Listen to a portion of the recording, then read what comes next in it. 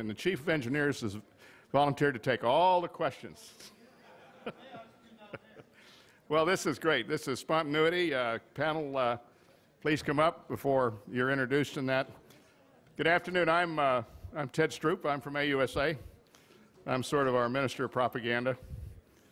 And I want to welcome you to what has always been a very successful forum that has been conducted by the AUSA I&E until this year, and it's AUSA IEE, plus the Commander of Income and Exim. Those of you that put talcum powder on your hair the way I do in the morning, just the rest of you, I want to give you a little bit of history. A number of years ago, going all the way back to General Wickham, the Chief and an Assistant Secretary by the name of John Shannon had a vision that if you really wanted to have a quality environment for soldiers and families, you really need to have centralized leadership and management dealing with installations. And those of you that would remember the days when those dollars that were colored OMA always were bled off by the senior commander, now today the senior tactical commander, for training in installations effort. And those were at the times there were also members of the congressional staff who felt very strongly that the Army had enough and a new washer and dryer in enlisted quarters in Baumholder ought to be paid for by the Germans. Or why do you need air conditioning at Fort Bliss, Texas, because you've got those swamp coolers? And so we went from General Wickham and then Assistant Secretary Shannon, and we've evolved to where we are today. Being on the sidelines and being involved, I will tell you, it is a remarkable journey. It is more than a transformation. And those of you that historically have been involved in it, those of you that are engaged in it now as leaders and operators, those of you that are recipients of the universe of services ought to be very grateful. The Army is really in good hands, and it's in good hands with the new community of leadership that is evolving in all the piece parts. And that's what you're going to hear about this afternoon. And then stay tuned later, because you're going to hear about what the Secretary and the Chief said at the Congressional Breakfast, that we're going to get engaged more than ever in energy.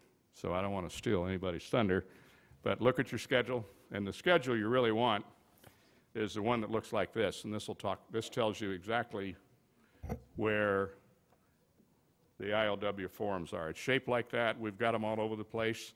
There were some last-minute changes. That's where you want to be.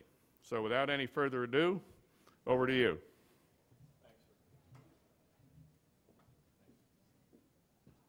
Okay. Welcome, everyone.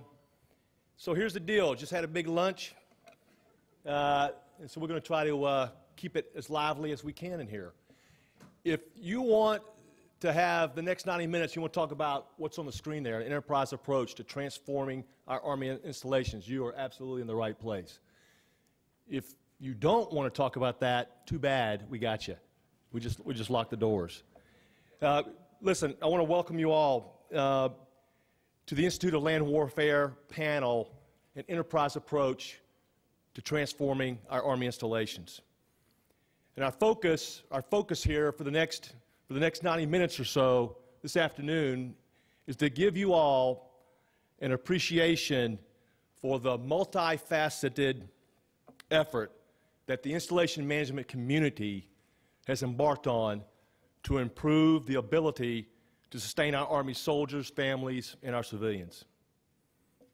Our Army's been in a tremendous motion over the last 9 years. I don't need to tell you all about that. The last 9 years of deploying, fighting, redeploying, preparing for, resetting for the next deployments. All the while undertaking a transformation unlike anything we've seen, as you heard the Chief say on numerous occasions since World War II. And our job in the installation management community has been to provide a quality of life for those who serve this nation that's commensurate with their quality of service. And we in the installation management community see ourselves as the Army's home. We are the Army's home. And next slide. Now that's the agenda we're going to follow here for the next 90 minutes or so. That's our sequence of events. After I introduce the panel here, I'll intro a very short, about 8-minute BRAC video, which I believe really exemplifies what we're doing to transform our Army installations. And then we'll give each panel member about 15 minutes or so to present some things, and then hopefully we can close this and have at least 20 minutes or so for questions and answers. There are limited copies, but several hundred of them, of the Installation Management Campaign Plan, version 2, in the back of the room, as well as the MCOM Journal. And so I would ask for you to take one of those, try to limit it to one per organization or agency, and I think you'll find those very, very valuable. Okay, so ladies and gentlemen, it's my honor today really to introduce you to our distinguished panel. We have our Assistant Secretary of the Army for Installations, Environment, and Energy, the Honorable Ms. Catherine Hammock. We have our Chief of Engineers and the Commanding General of the Corps of Engineers, Lieutenant General Robert Van Antwerp. We have our Surgeon General of the Army and the Commanding General of Medical Command, Lieutenant General Eric Schoonmaker. And we have our Commanding General of Installation Management Command and the Assistant Chief of Staff for Installation Management, Lieutenant General Rick Lynch.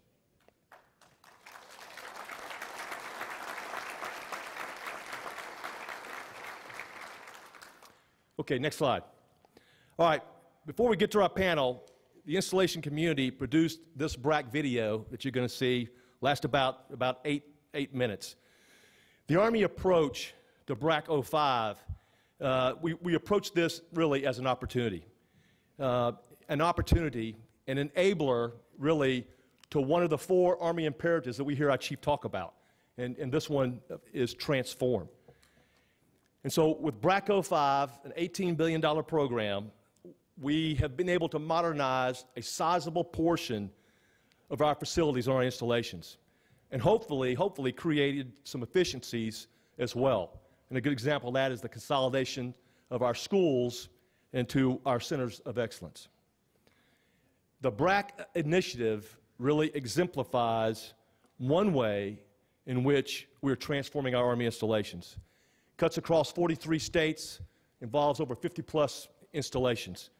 But I think the video really says it all. So let's go ahead and roll the video.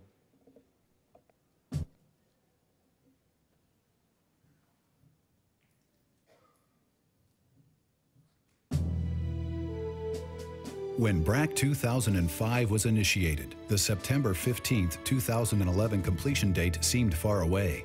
But now, this significant part of the Army's largest organizational transformation ever is just around the corner.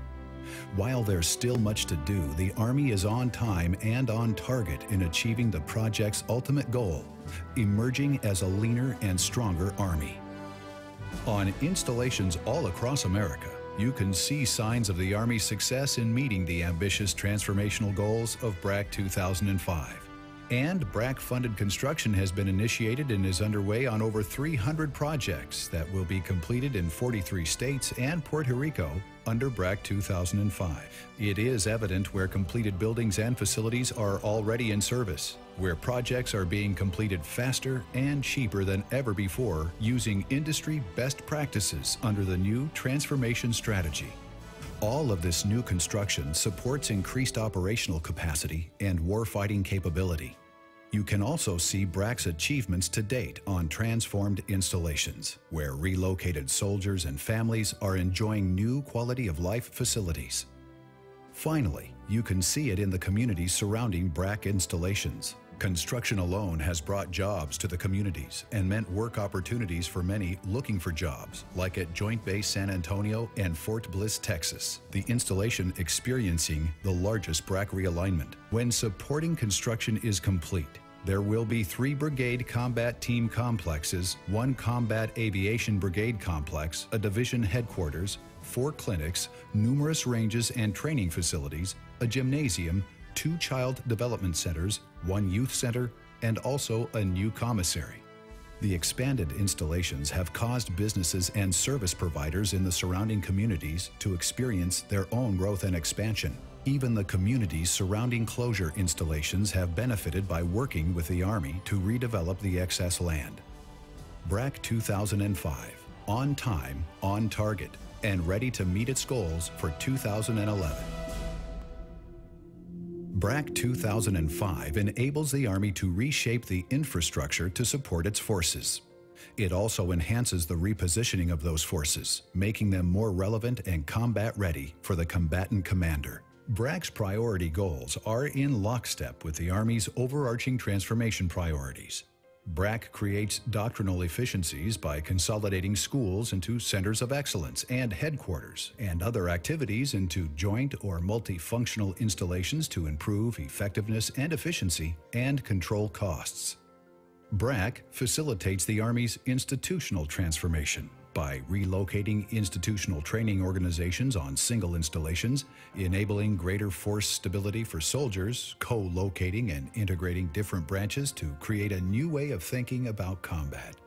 For example, the Sustainment Center of Excellence at Fort Lee will combine quartermaster, transportation, and ordnance training and doctrine development into an integrated center. Fort Lee will also host the Joint Center for Consolidated Transportation Management Training that includes the Air Force Transportation Management School and Joint Center of Excellence for Culinary Training. A new Human Resource Center of Excellence combines the 3 components of the human resources, recruiting, accessions, and cadet commands, to integrate and synchronize all human resource functions at Fort Knox, Kentucky. This enterprise approach creates a center of excellence that improves personnel lifecycle management for military personnel. A maneuver center of excellence consolidates the armor and infantry centers and schools at Fort Benning, Georgia, to integrate and synchronize infantry and armor training and doctrine development that provides capabilities to fulfill future mission requirements. Other examples of centers of excellence include Net Fires, which combines the field artillery and air defense artillery schools at Fort Sill, Oklahoma, and joint religious training at Fort Jackson, South Carolina. Combinations like these improve training and eliminate excess capacity while providing the same or better level of service at a reduced cost. The Army also enables industrial transformation, realigning or closing installations to enhance critical acquisition, storage, munitions, and maintenance capabilities. And BRAC supports the Army's reorganization from a division-based to a modular brigade-based force to allow it to perform as an integral part of the joint force. Together, BRAC, the Army Modular Force, Grow the Army, and Global Defense Posture and Realignment realign a large portion of troops stationed in Europe and Korea to the continental United States, work together as major initiatives of Army transformation. BRAC 2005 will also transform the reserve components, reshaping the command and control functions and force structure by disestablishing 10 Army Reserve Regional Readiness Commands and establishing 4 Regional Support Commands and 6 new deployable warfighting units. BRAC 2005 will also relocate and consolidate National Guard and Army Reserve units from 211 Guard and 176 Reserve closures into 125 new Armed Forces Reserve centers. These centers will provide the capacity to meet current and future mission requirements and significantly improve joint training and readiness. BRAC recognizes the value of Army civilians too and seeks to maintain their skills and contributions. The Army has an aggressive set of programs to assist personnel who are relocating. And for those willing to relocate, BRAC 2005 moves offer abundant opportunities for personal growth and the ability to shape and enhance their careers. The Army also provides outplacement services as well as other career development programs to those who choose not to relocate. BRAC 2005 is a historic initiative that enables the Army's largest organizational transformation since World War II, including rebalancing force composition to meet future defense missions. BRAC 2005 is important to the Army for many reasons, but most of all, it helps keep it the strength of the nation. The impact on human, financial, and community assets that this kind of transformation involves requires more than just planning. It demands stewardship, the kind we have been and will continue to exercise throughout the entire BRAC 2005 process. Once BRAC is fully implemented, hundreds of communities will be affected. BRAC 2005 implementation includes working closely with these affected communities. As a good steward, the Army has always considered the communities around our installations as neighbors. BRAC seeks to extend that relationship into partnerships with the communities. It's a cornerstone element of the 2005 plan. The success of these partnership programs can be seen in places like Fort Benning, Georgia, where community and business leaders established a regional group to help BRAC-affected communities anticipate growth and prepare for it. Or Fort Riley, Kansas, where a task force was created to make appropriate plans to accommodate the additional troops and their families moving to the area. Or Aberdeen Proving Ground, Maryland, where a Community Advisory Commission was formed to serve as a BRAC Transition Regional Coordination Office for a 3-state area around the installation. The same focus on partnership extends to the communities where installations are closing. In Bowie County, Texas, where a dedicated property conveyance team was established for the Lone Star Army Ammunition Plant to coordinate and accelerate the disposition of property to local stakeholders. Or Kenton, Ohio, where the former Lieutenant Jacob Parrott Army Reserve Center was transferred via public benefit conveyance to the local authorities for use as an emergency management agency and the 911 Communications Center. The Army is proud of the way BRAC 2005 is progressing. We are making the transitions with our Army family and our partners in the communities. We are moving towards a stronger Army with improved capability to support our nation, and we are doing it on target and on time.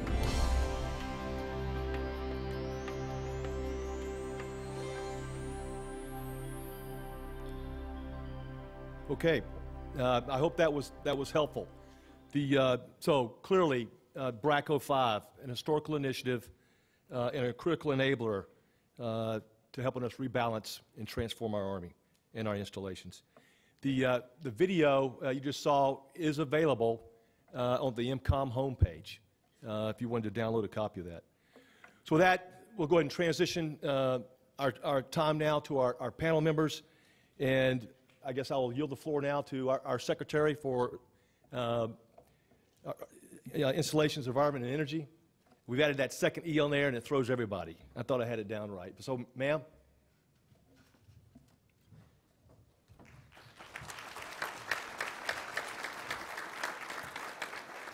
If we can go to the next slide.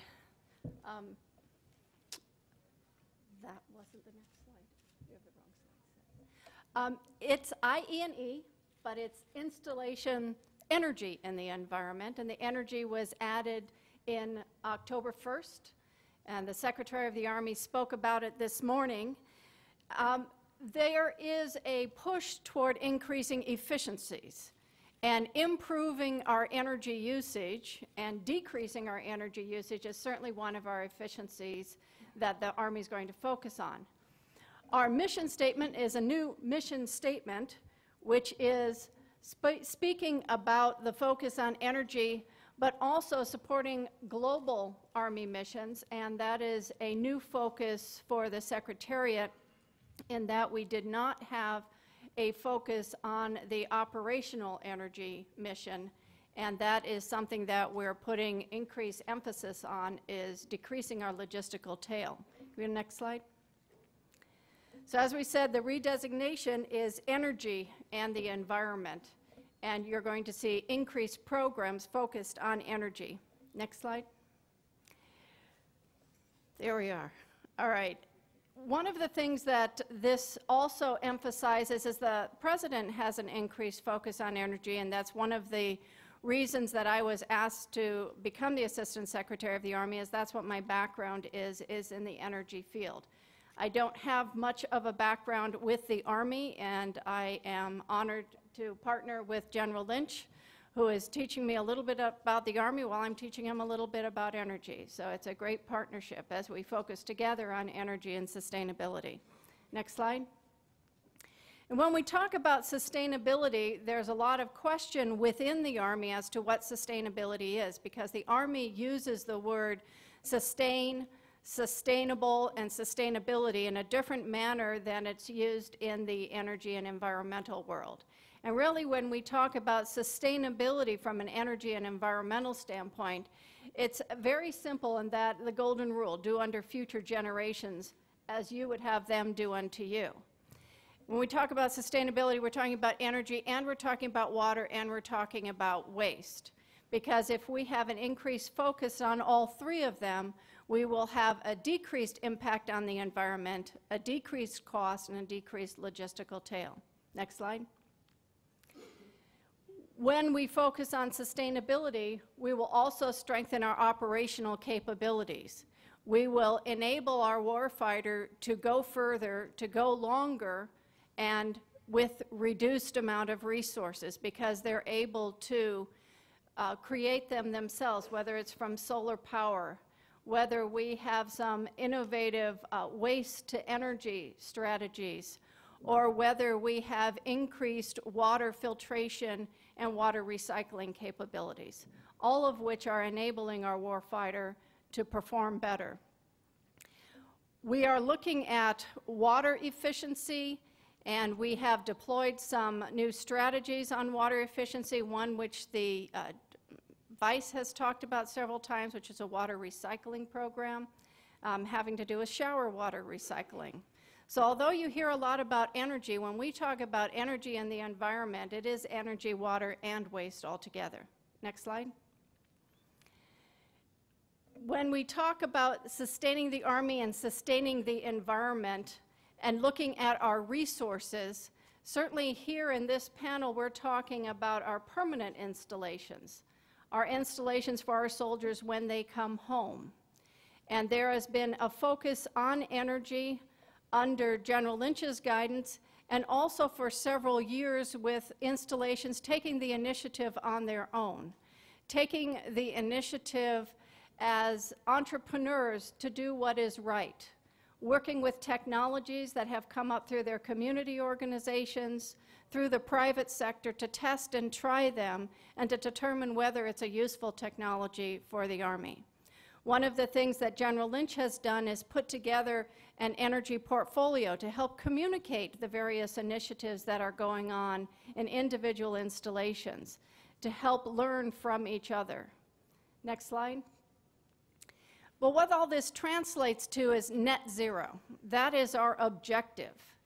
And the first net zero objective is net zero energy.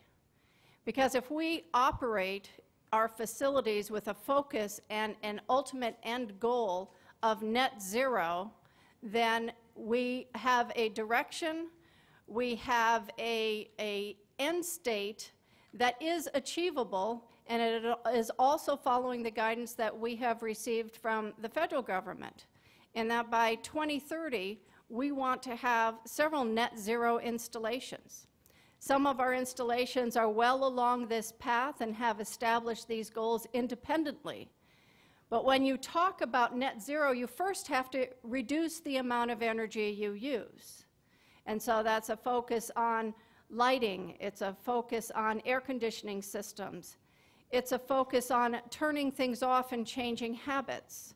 Some of the controls that enable us to better manage our energy, or metering that tells us where and when we're using energy so we can deploy strategies that focus our efforts.